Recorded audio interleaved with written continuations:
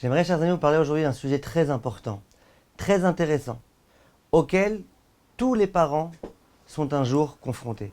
Je dis bien tous les parents. Et la seule question, ça va être de savoir, est-ce que cette période va bien être vécue, ou est-ce que, chas v'shalom, elle va mal être vécue. Si elle est bien vécue, tout se finira finalement extrêmement bien. Si elle est mal vécue, on peut s'attendre, chas v'shalom, aux pires catastrophes. Quand je dis ces mots-là, j'ai les larmes aux yeux, parce que je suis témoin de tellement d'enfants qui sont partis complètement en cacahuète, comme on dit en bon français, parce que cette période a très mal été vécue. De quoi s'agit-il? Il s'agit de la crise d'adolescence. Tous les enfants, en bonne santé mentale, il y a un âge à partir duquel ils commencent à faire une petite crise d'adolescence. C'est difficile à déterminer cet âge, parce qu'il y a des jeunes, ça commence déjà à l'âge de 12-13 ans, il y en a d'autres, c'est plus vers 14 ans. Mais en tous les cas, plus ou moins tous les jeunes garçons, les jeunes filles, ils font à un moment donné une espèce de crise d'adolescence. Vous pouvez appeler ça comme vous voulez, ils font une crise d'adolescence. Comment ça se traduit? Ça peut se traduire de plein de façons différentes. Ça dépend de chaque enfant, l'âme qu'il a, son tempérament, la réaction des parents face à cette crise. Ça dépend de plein de choses. Mais le phénomène, c'est à peu près toujours le même. On a affaire à un enfant qui, jusqu'à l'âge de 12-13 ans, il était sage comme une image, il était gentil, il allait bien. À chaque fois qu'il voulait faire quelque chose, il demandait autorisation à papa et à maman. Et puis d'un jour, un jour comme ça, on a l'impression que c'est fini. Il se prend pour le seul au monde. Il devient égoïste. Il fait tout sans rien demander à personne. Les parents, ils peuvent lui dire tout type de choses. Eux, ils s'en foutent, ils se moquent. Parfois même, il va aller jusqu'à injurier ses parents, insulter ses parents. Parfois, il va même aller jusqu'à leur dire, écoutez, j'ai pas envie de parler avec vous. Il va à un moment donné commencer à se refermer un petit peu sur lui-même, se renfermer. Et puis, on a l'impression qu'il est devenu fou.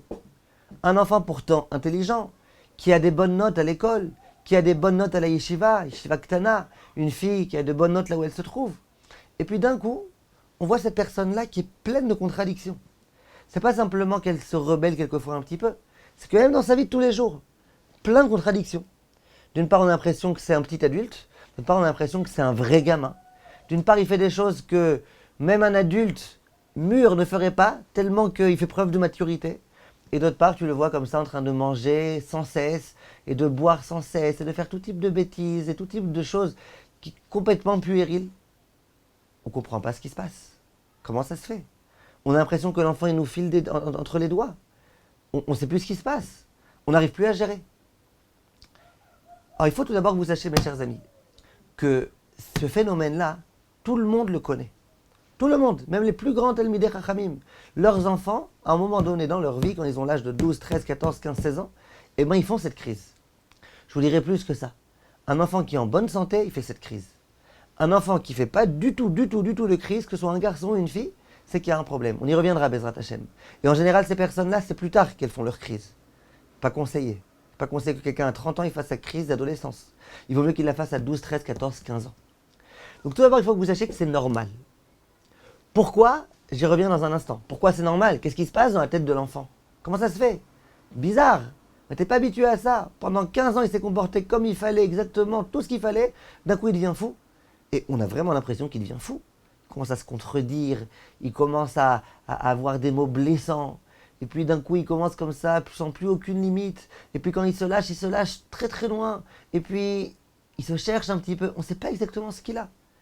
D'un coup, il veut s'habiller avec les marques les plus chères. Et puis, il a envie de commencer à imiter ses amis. Et puis, il va essayer de fumer des cigarettes à un âge qui n'est pas du tout un âge dans lequel il peut le faire. Je ne parle pas de drogue ni rien. Qu'est-ce qui se passe? Qu'est-ce qui se passe avec mon enfant? Mon enfant pour lequel je suis tellement fatigué, etc. Non, il faut savoir, mes chers amis, j'ai l'habitude de dire que la crise d'adolescence, c'est d'une certaine façon l'occasion pour les parents de s'éduquer. Parce que tout va dépendre dans cette période-là de la réaction des parents.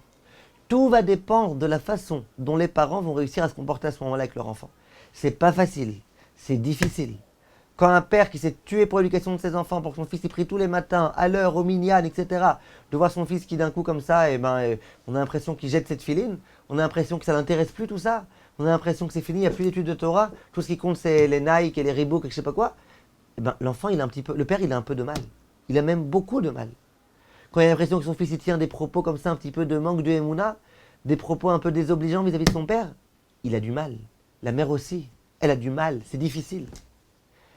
Eh bien, il faut savoir que tout va dépendre de cette période-là. Si dans cette période-là, on joue notre rôle de père et de mère, si dans cette période-là, on continue à éduquer, mais on va expliquer comment éduquer, comment on éduque ce genre de petits jeunes là qui se prennent pour des géants. Il faut comprendre comment on va les éduquer.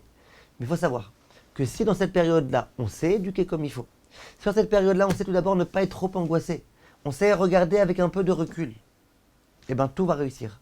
L'enfant, rapidement, sa crise d'adolescence, elle va se calmer. Moins on saura s'occuper et on saura gérer cette situation-là, et plus on commencera à paniquer, et moins on se comportera avec intelligence à ce moment-là, plus non seulement la crise d'adolescence va aller en s'allongeant, mais plus elle va aller en s'intensifiant. Et plus, chas v'shalom, les effets négatifs seront importants. C'est pas ce qu'on cherche. Alors tout d'abord, je veux que vous sachiez, mes chers amis, si on veut pouvoir réussir en tant que parent, en tant qu'éducateur, à gérer cette période-là, il faut premièrement qu'on sache que c'est normal. Je vous promets que tout dépend de ça. Parce que tout ce qu'on va dire dans les cours d'après, comment on fait quand l'enfant fait ceci, cela, comment on réagit face à de l'insolence, etc. Mais tout va dépendre de ce qu'on va dire maintenant. Ça veut dire, si tu comprends que c'est normal, et que tu comprends ce qui se passe dans la tête de ton fils, et que tu comprends pourquoi il se comporte comme il se comporte, et que tu comprends que c'est normal, et que même le fils du Rav Chaim Kanievski se comportait comme ça à cet âge-là, et bien toi, qu'est-ce qui se passera avec toi? Tu auras de la patience. Tu t'armeras de cette arme-là qui s'appelle la patience. Tu pourras comprendre, tu pourras faire preuve de compassion, tu pourras aider ton fils, tu pourras aider ta fille. Et puis tout se finira rapidement et bien, et tu verras que l'effet positif de cette période-là, eh ben, il sera B'ezrat Hashem escompté.